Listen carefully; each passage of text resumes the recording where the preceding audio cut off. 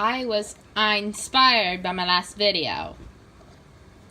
I am so sorry. I shouldn't have started the eye puns. I knew I risk. See, even the dog is whining out my puns because they're so bad. Because I risk.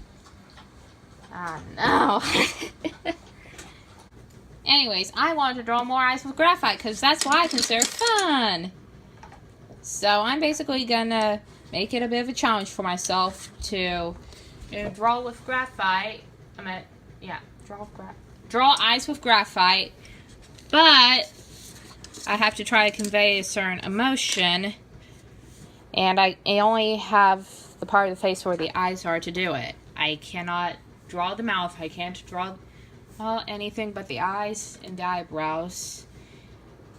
And I have to try to convey a certain emotion with just that because, well, sometimes I have trouble conveying emotion, and I thought if I work on the eyes, that might help me a bit. Who knows? So, hope you enjoy, I guess. So here I am starting out recording behind my bed, hoping that the thing doesn't pick up so much noise. So, I had a little idea with this. Why not try to guess what kind of emotion I'm drawing, and you'll get the answer at the end of the drawing. I have 3 little emotional pictures that I'm doing here, so I guess you got some chances to guess. So I'm starting with the shape of the eyes and then coloring in, all that stuff. Pretty good so far. So far. For some reason, I just find in watching myself draw on graphite and just drawing in general and drawing with graphite, I find the whole process satisfying. Anyways, I'm adding some shading towards the top and top and the bottoms of the eyes because, I don't know, that'll look cool. And then just adding a bit more. I really made a lot more use of the 2B and the 4B pencil I had in these drawings. I used the 6B for the pupils. Yeah, the pupils. And then I used the 4B for the shading sort of stuff. And then I just went in with the 2B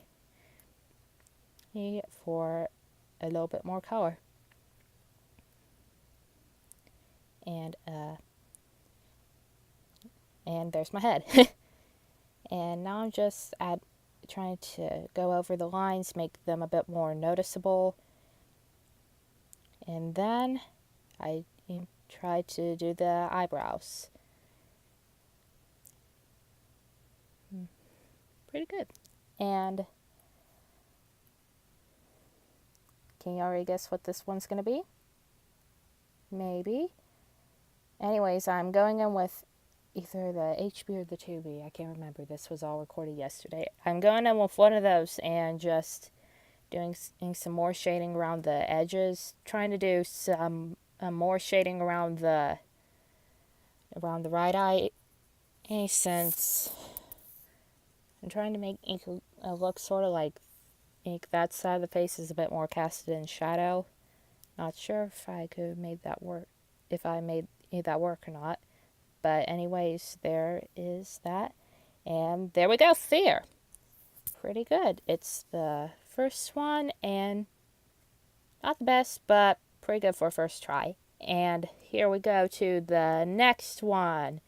This one I had trouble deciding which one I wanted to do until I finally decided, after a long time, to start planning it out and see what I get.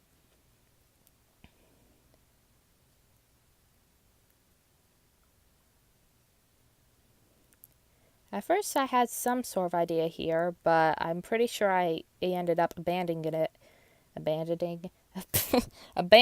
it for something else. Like, I'm pretty sure I threw this one away, didn't I?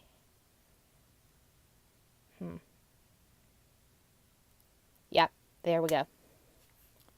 So this one, I had a lot more of a solid plan of what I wanted to do. And by the pointed down on lines at the top, you can probably already tell what this emotion is going to be, especially with the shape of the eyes, the large pupils. I'm not going to give it away just yet, though, in case you haven't figured it out. Now just doing some drawing with some drawing and some coloring in with the 6B pencil. Also, I had a lot of trouble trying to plan out how I'm going to do this because graphite smears a lot if you get your hand on it. And I had to watch out for that, but I'm not really used to planning out how to draw, when and how to draw what. And if you don't plan it out, you'll have your hand rubbing against the graphite on the paper and it'll smear a lot, and then you just have a big smear you're going to have to clean up. And I used to what I used to do was I had the intention of having the graphite smear to create a sort of foggy effect, so I wasn't really bothered when my hand did that on accident. But whenever you're doing something like this, it makes it a lot harder whenever you don't want it to smear that much. And if you do, you don't want it to be all over the paper. Anyways, where was I? Yeah. So I did the fiery effect, and you can probably tell what this emotion is going to be because of the little fire sort of in the eyes. You can't see it, but I'm doing air quotes. And then I traced over the lines I had, try to make them easier. Then I added the eyebrows, and yeah, you can probably tell what it is, but I'm doing some shading because fancy shading makes it totally better, a lot better. And shady. I always have trouble figuring out what to say. And there we go. Anger.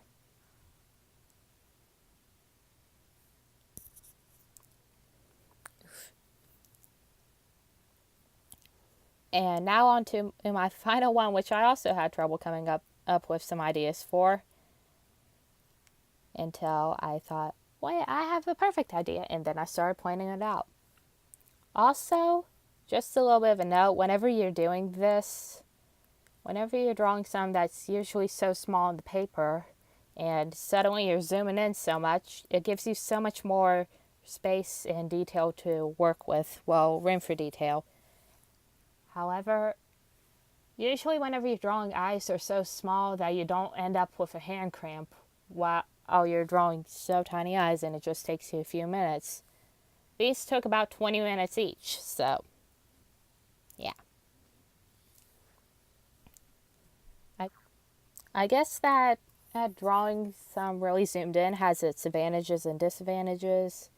Like I said, with more room for detail, there's so much more you can do. A lot of this stuff, if I tried to do it on a portrait or something, yeah, it could show up easier depending on if I'm doing the face or the entire body.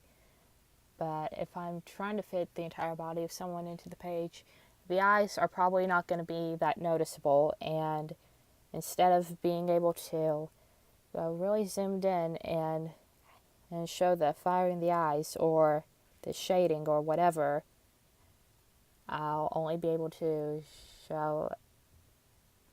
I'll have to try to show that with a tiny bit of pencil strokes, not a million like I had to do here.